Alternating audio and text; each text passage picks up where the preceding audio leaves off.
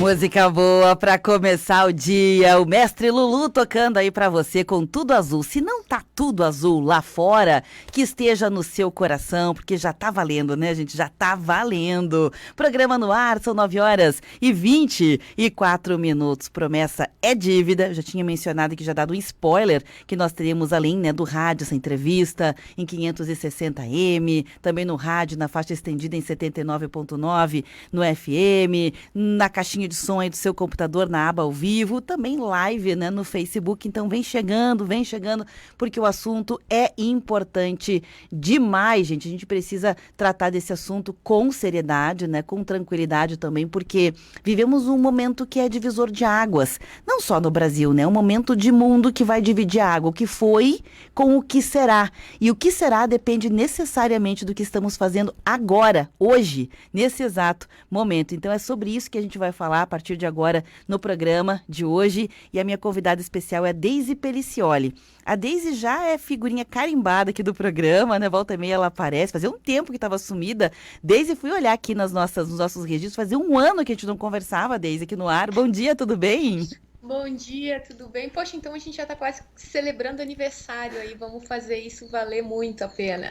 Não há dúvida, fiquei aqui olhando, gente, fazia um ano. A Deise, como eu disse, ela é figurinha carimbada no programa, mas por quê, né? Por que que ela traz e por que que veio várias vezes falar conosco aqui? Porque a Deise, além de formação em enologia que ela tem, já tinha um interesse, né, pelas vinhas, né, tem essa graduação. Depois ela imergiu numa viagem, né, literalmente numa viagem, foi conhecer coisas mundo afora, né? Buscou experiências, cases, se interessou pela agricultura, foi se qualificar em biodinâmica, que é um jeito, né, diferente também de fazer. É diferente, nem tanto, né, Deise? Nem tanto assim, porque é mais velho que andar para frente, só que vem ganhando mais uma vez força, né, na história.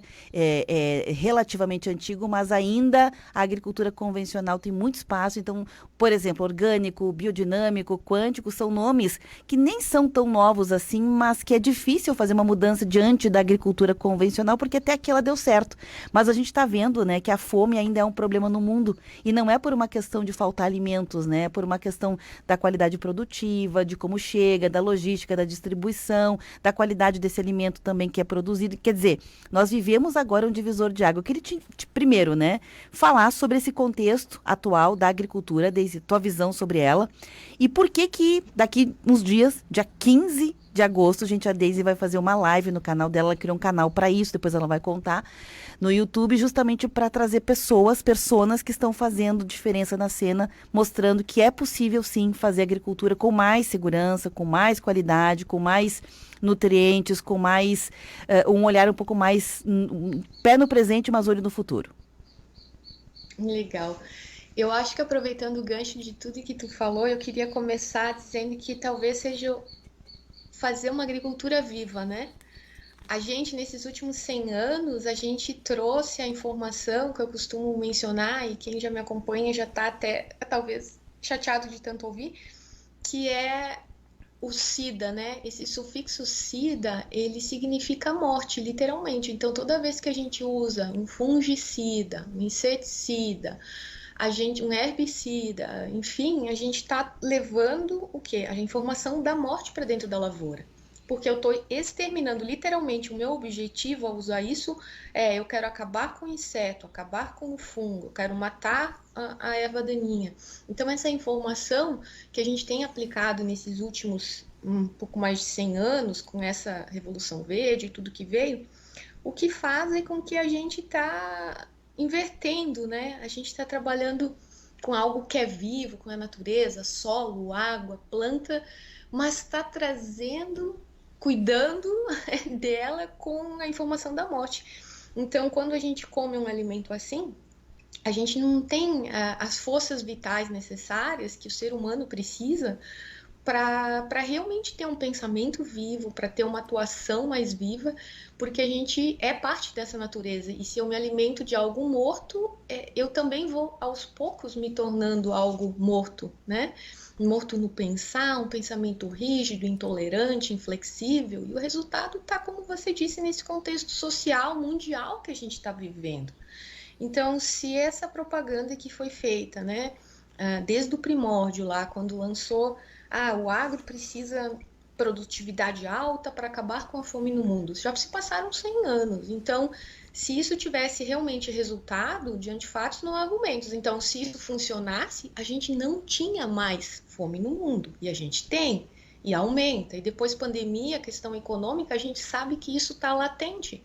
A gente pode não falar, mas está latente em cada um de nós, em algum âmbito. Às vezes não é tão severo, né? Quando a gente olha para países muito piores, digamos, do que a nossa situação hoje individual, Etiópia e vários outros países africanos, por exemplo, e não precisa ir tão longe, né? A gente sabe que aqui na nossa periferia também tem casos diante dos nossos olhos que às vezes a gente não percebe.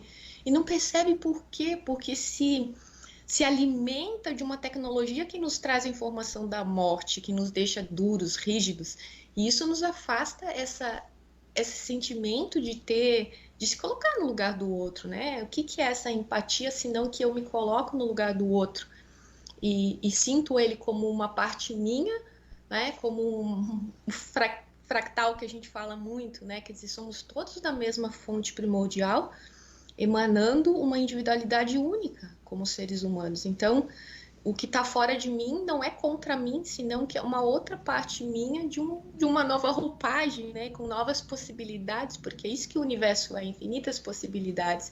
Então, eu acho que quando a gente resgata orgânicos, biodinâmicos, quânticos e tantas outras, a gente está resgatando uma agricultura ancestral, que já era feita, que sempre foi e sempre produziu e sempre manteve várias e várias civilizações antes da gente, de uma forma limpa, saudável, respeitando os ritmos da natureza, em plena ressonância, em plena harmonia.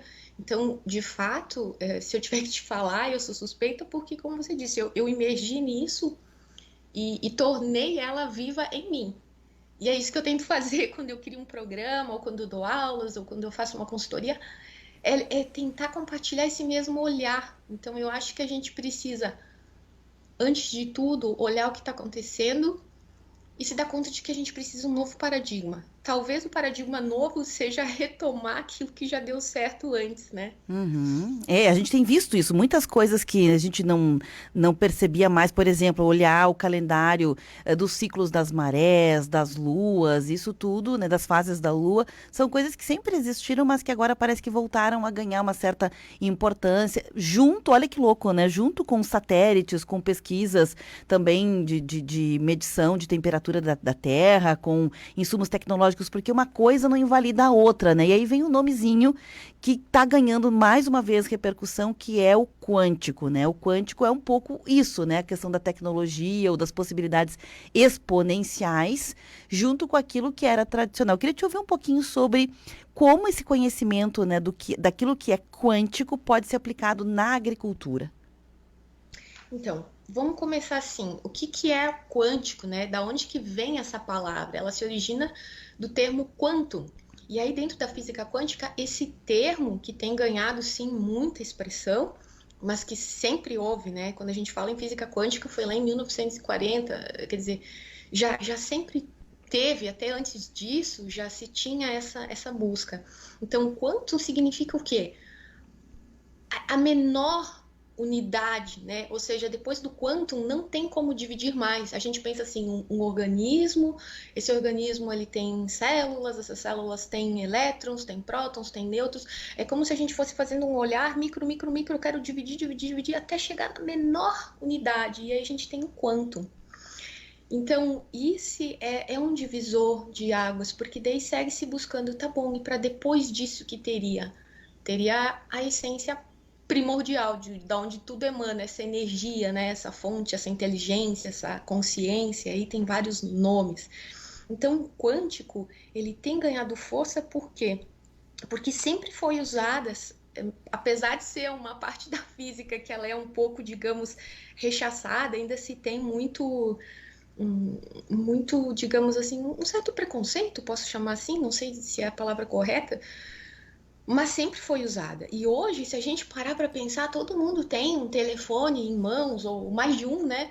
A gente tem essa possibilidade de estarmos em lugares diferentes conectadas, rádio, televisão, e tanta tecnologia que tem, ressonância magnética, micro-ondas.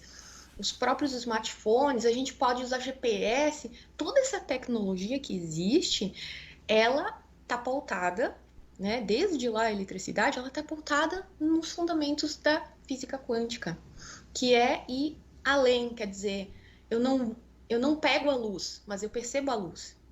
Então a gente tem uma quântico, né? Algo tão indivisível e que faz toda a diferença. E eu costumo dizer que essa é a linguagem da natureza, né? Se a gente pegar lá como que a planta se alimenta, não é só da água e do nutriente que ela tira do solo, senão que a gente tem a fotossíntese. Fotossíntese, fóton, vem dessa luz do sol que a pele da planta, vamos falar assim, né? Essa folha capta e ali dentro ocorrem essas reações bioquímicas que se a gente vai olhando, vai chegando, daqui a pouco a gente chega na biofísica, e o que a biofísica faz? Tem um salto de elétron, né? Nos spins a gente tem um salto, e ali dentro é o famoso salto quântico, né?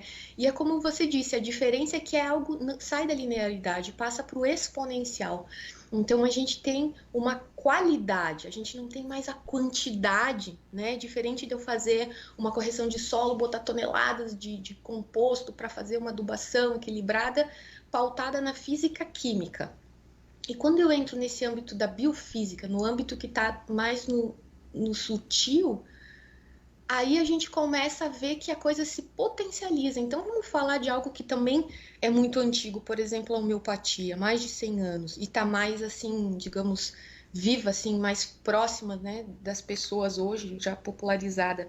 A gente pega um elemento, seja um mineral, uma folha, um animal, faz uma tintura mãe e começa a dinamizar, começa a homeopatizar, começa a dar um movimento, e isso faz com que as frequências elas vão se sutilizando. Quanto mais alta a frequência na homeopatia, mais sutil ela se torna, e ao mesmo tempo que ela perde o elemento físico-químico ali dentro, que seria a substância inicial da tintura mãe, ela se potencializa e ela passa a atingir nisso que a física quântica fala desse campo elétrico, vibracional, que são essas frequências e que a gente pode medir em hertz. Então não estamos falando aqui de nada que não seja assim real, porque senão a gente acaba entrando nesse campo de ser muito esotérico, uma coisa surreal, que não existe. Não, ainda estamos falando de física, só que é algo mais sutil. E eu costumo dizer que assim como um idioma que a gente não entende, quando a gente ouve a informação pela primeira vez, a gente não entende nada. Então a gente se fecha e nega.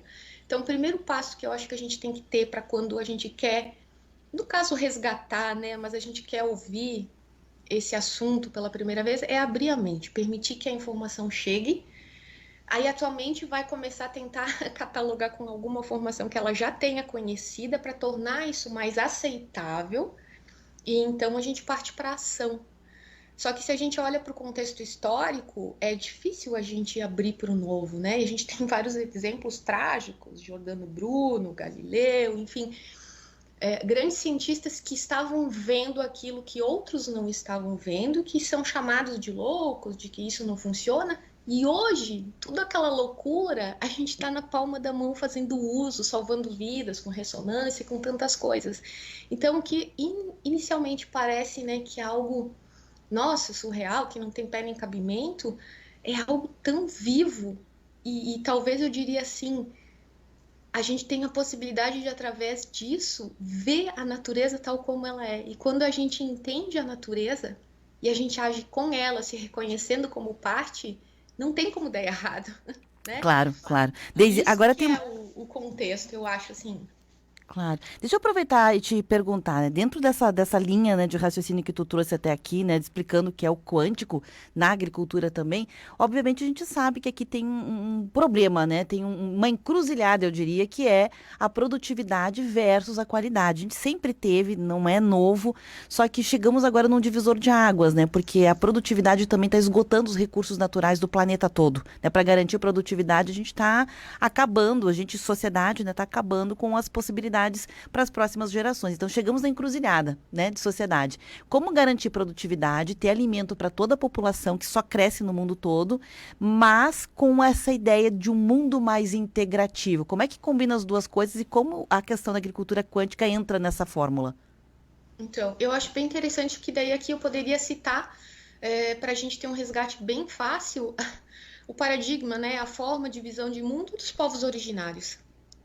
Então, eles entendem a natureza porque eles são parte da natureza e eles conseguem sobreviver e eles conseguem alimentar desde que com uma racionalidade. Então, ele está aumentando, se alimentando daquilo que ele precisa, não além, não estoca, não tem o ego ali, no sentido assim, não, eu tenho que fazer, eu tenho que ter mais daquilo que eu necessito. Então, no fundo, a fome do mundo é egoísmo, não é falta de alimentos. A quantidade de toneladas e toneladas que diariamente são desperdiçados, seja por, eu não sabia que eu podia usar as folhas da beterraba, sei lá eu posso fazer algo com isso. Eu tenho um monte de punks que estão aqui no meu jardim que eu arranco e boto fora como isso, mas que podem ser alimentos e podem ajudar outras pessoas a se nutrirem. Então, alimento tem. Eu acho que o que a gente precisa realmente é mudar esse paradigma. E é isso que é o mais complexo no meu ponto de ver.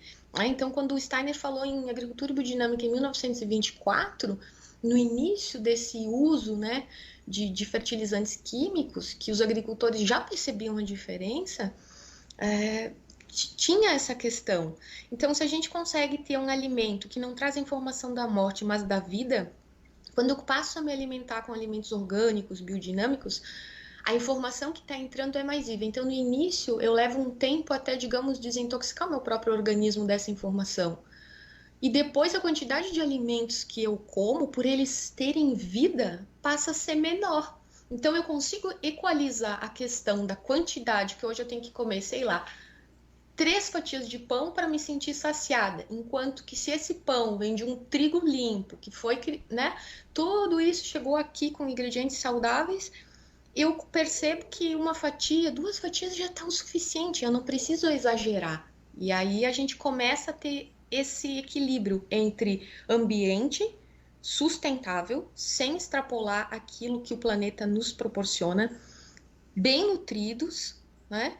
E a gente vê que, assim como as plantas, a nossa nutrição ela não pode vir única e exclusivamente da matéria. E aí a gente pode fazer um exercício de imaginação muito fácil, né? Quanto tempo eu sobrevivo sem comer? Quanto tempo sem água? Sem ar? E sem a presença do sol, a gente simplesmente não existe. Então a gente começa a se dar conta que dentro do nosso corpo também existem coisas que dependem, sim, a nutrição. O pessoal brinca, né? Se alimenta de luz.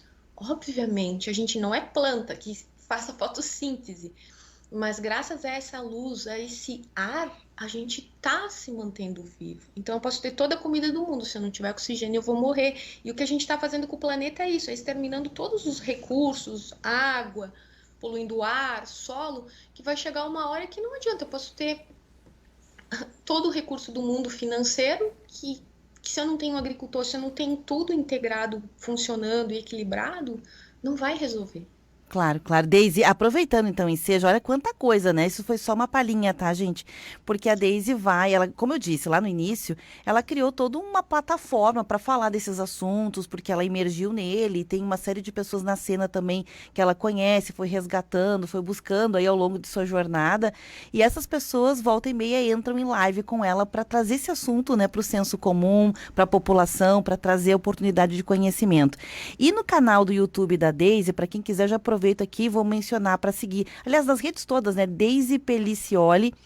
Fiquei com dúvida. Nesta live que você está escutando agora aqui, eu já marquei ela ali, tá? No Facebook, tem no Instagram e no YouTube é o mesmo nome, tá? É só entrar lá no canal. Aproveita, já se inscreve no canal, né? Para saber de notificações. Vai ter temas que você vai gostar mais, outros que talvez você vai gostar menos, mas é interessante conhecer. E agora, dia 15, Daisy, você convidou uma das pessoas que estão nessa cena da agricultura quântica, né, para conversar e trazer mais luz sobre o assunto. Você poderia explicar como vai funcionar, quem é teu convidado e por que ele? Claro, com muito gosto, né? Então, assim, o Pedro Cuco, que é esse convidado que a gente vai trazer, ele é médico veterinário, ele é pós-graduado em homeopatia e pós-graduado também em solos e nutrição de plantas pela USP, mas ele é sócio proprietário da AgroQuantum, que são esses insumos quânticos. Então, essa empresa, ela tá lá em Mato Grosso do Sul, e a mãe do Pedro, que também foi minha professora no curso de biodinâmica, a Mônica Souza, ela que é responsável pelas formulações. Então, ela já traz toda essa bagagem, né, da experiência também como médica veterinária, com todo essa bagagem de homeopatias, de radiestesia, da própria biodinâmica, do estudo dos calendários. Então, ela criou essas formulações que são essas informações. Então, a gente tem que lembrar que nada mais são do que um produto que vai atuar na biofísica inicialmente da planta e do solo, e essa frequência vibratória, essa energia, essa informação, consequentemente, depois chega também na parte bioquímica e biológica da planta. Então, o pulo do gato aqui é a questão da salutogênese, né? A gente quer atuar no organismo e não na doença.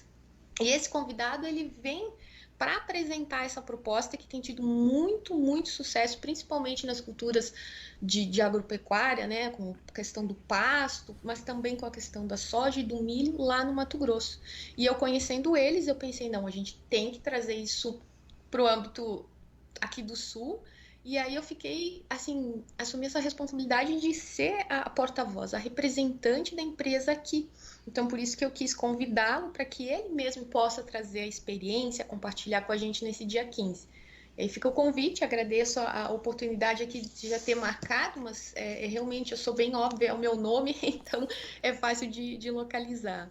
Fechou, dia 15. É para qualquer pessoa conhecer, né? Fica aí o convite para se inscrever também, gente, porque estes temas são temas que não ganham tanto notoriedade, né? Não tem investimento de uma grande propaganda em cima disso, assim como outros setores da economia têm. Então, para quem gosta, para quem quer garantir segurança alimentar, preservação da vida no planeta, quer conhecer mais, é importante ir conhecendo quem faz, né? Quem está trabalhando nessa causa. E a Deise é uma das pessoas. Deise, obrigada pela tua presença aqui. Sucesso. A live é aberta ao público, não paga nada, é dia 15. É isso, né? Isso aí. Então eu quero primeiro agradecer, que a gente estava aí completando esse ano sem estar conversando. Muito obrigada por mais essa oportunidade e fazer a reflexão aqui, deixar essa reflexão para os nossos ouvintes, que o Einstein trouxe uma frase, né, que insanidade é fazer a mesma coisa e esperar resultados diferentes. Então que a gente possa só se abrir para ouvir uma informação e depois, dentro do nosso coração, a gente definir se isso realmente faz sentido ou não e ter a liberdade de atuar conforme a gente sente. Eu acho que esse é o convite maior. Dia 15 às 19, é isso, Deise? Isso, na verdade vai ser dia 15, vai ser às 20 aqui para mim. Como ele tá no Mato Grosso, vai ser 19 do horário local dele. Tá certo. Mas a gente mantém 20 como horário de Brasília, né? Aí então quem segue o horário de Brasília vai ser 20 horas e quem tá já na região centro-oeste, daí vai ter outro horário que vai ser lá para o Mato Grosso do Sul, vai ser às 19 horas. Tá certo. Deise, obrigada mais uma vez. Um abraço para você, viu? Até. Que agradeço, obrigada. Tchau, tchau. Gente, essa live fica disponível na biblioteca de vídeos do Facebook. Se fez sentido para você, compartilha, né? Vamos disseminar informações dessas que têm credibilidade, essas informações também que podem ajudar a salvar vidas, garantir mais saúde para todas as pessoas, né? Garantir também um futuro melhor para os nossos filhos, netos, os netos dos nossos netos, que é isso que a gente quer, tá certo?